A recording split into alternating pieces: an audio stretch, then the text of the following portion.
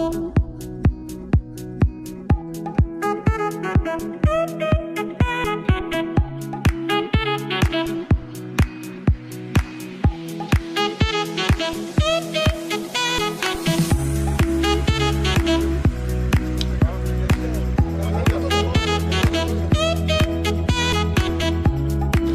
met des blocs en béton pour protéger les pylônes.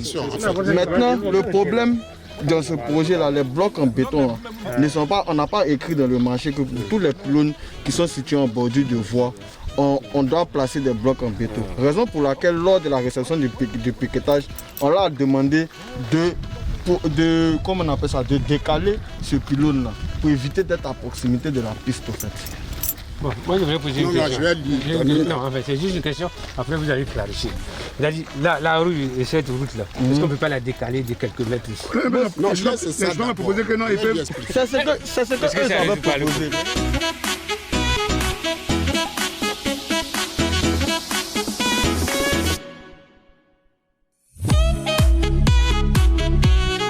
Nous sommes au ZN95, on a constaté qu'il y avait un pylône qui est implanté en bordure à proximité de voie. Donc on est venu pour voir les solutions qu'on peut adopter pour la protection du pylône. Bon, on a deux solutions en vue, soit placer des blocs de béton pour protéger le pylône, ou soit déplacer la piste pour qu'on ait une distance minimale de 20 mètres entre le pylône et puis la piste villageoise.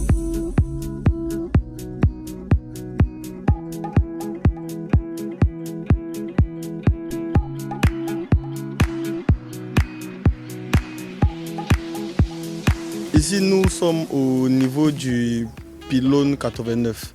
Ce qui se passe, c'est que nous sommes en présence d'une fondation qui a été coulée sans réception.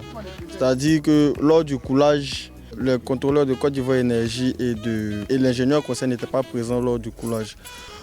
Pourtant, on avait demandé que le coulage soit fait en présence de nos différents contrôleurs sur site. Donc c'est pour ça qu'aujourd'hui on se rend sur les lieux et d'emblée on a décidé de procéder à la destruction de cette fondation-là parce qu'elle n'a pas été faite conformément à ce qu'on avait préconisé dès le départ. Lors du coulage de béton, il y a certaines vérifications qui sont faites. Donc si le coulage de béton ne se fait pas en présence de nos agents, on n'a aucune vérification sur leur méthode de travail. C'est pour ça qu'on demande que nos agents soient là pour effectuer ces vérifications-là, pour qu'on soit sûr que l'ouvrage qui est en train d'être coulé là est coulé conformément à nos exigences.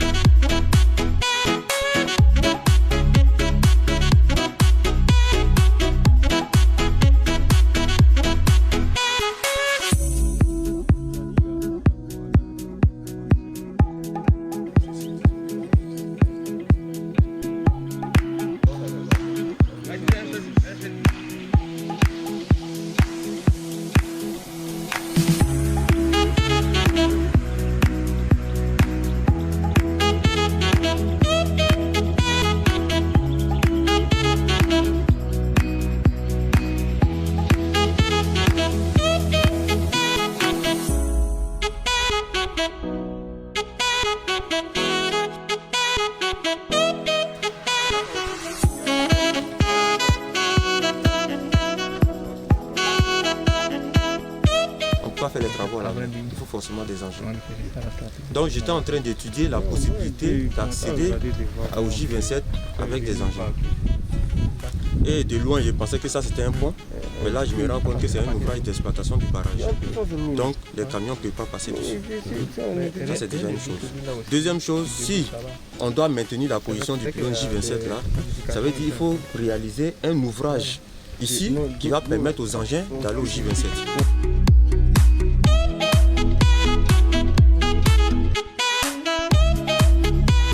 dans les plans de fondation qu'ils ont transmis là. Ils ont transmis les différents types de fondations par rapport à la nature du sol. Est-ce que dans cette nature du sol là, ça a pris en compte cette zone rocheuse là? Oui, pour les zones où il y a roche, il y a et les semelles sont différentes de normales. C'est la même chose, c'est le carré avec un fût. Mais c'est la hauteur qui diffère quoi. C'est-à-dire pour éviter ça comme tu le dis, c'est-à-dire tu sors du poste en souterrain, mais on l'a fait à Boaké. Ah, c'est vrai que nous on l'a fait. On l'a fait à Boaké. Il n'y a pas de problème. On contourne le poste bien à l'intérieur de la travée, on ressort de l'autre côté. Même actuellement, Agreco, la 100 mégas d'Agreco qui débute sur la base 225 de Vridi, on vient en souterrain. À ce niveau-là, les lignes là se côtoient. Donc, la ligne de Taabo là, elle ne fait pas le surplomb, elle s'écarte. Maintenant, c'est Boaké qui fait le surplomb. Donc, si on doit rentrer à ce souterrain-là, c'est sûr, après le pylône qu'on utilise pour faire le surplomb, c'est celui-là, il va devenir un truc biterne en fait. Donc, sur ce pylône-là, on fait les deux descentes pour rentrer au poste. Parce que l'autre là, il s'écarte. Oui, mais où les deux lignes se côtoient pour venir là? L'autre qui gêne pas, il peut on a été obligé de faire des bitaines. Non. Donc on suit la même logique. Les lignes se côtoient, ça vient jusqu'à un certain moment donné. Et on descend en souterrain, on vient, il veut dire en face de la barre. Ici, on est dans la zone de la sortie de la ligne Taabo-Kossou. Et il y a deux angles qui se précisent. On a le J27 là-bas et on a le J26 ici. Alors, on est dans une zone du barrage de Kossou. Et ici, on voit que la zone est vraiment rocheuse. Donc, il est vraiment très difficile de venir excaver ici. Parce que les vibrations que cela va entraîner pourraient entraîner des dégâts au niveau du barrage. Et en plus de cela, on s'est rendu compte qu'ici, on ne peut pas travailler à la main, il faut forcément des engins. Donc déjà, il y a la problématique de l'accès des engins et l'autre problématique également, c'est la réalisation des travaux. Donc on s'est rendu compte que vraiment, si on doit maintenir la position des pylônes ici, cela a créé vraiment beaucoup de contraintes et d'exploitation et d'exécution. Donc avec l'ingénieur conseil, il est important que nous puissions réfléchir pour trouver d'autres solutions beaucoup plus optimales pour réaliser cette ligne.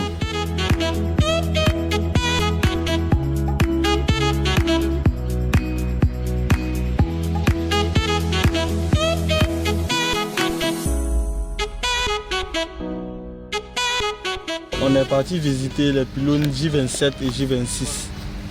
On s'est rendu compte que l'accès à ces pylônes-là est vraiment difficile. Et pour travailler là-bas, pour mobiliser le matériel, pour faire parvenir le matériel, pour faire les fondations, ça sera vraiment compliqué pour l'entreprise sous-traitante. Donc on a essayé d'étudier une autre solution.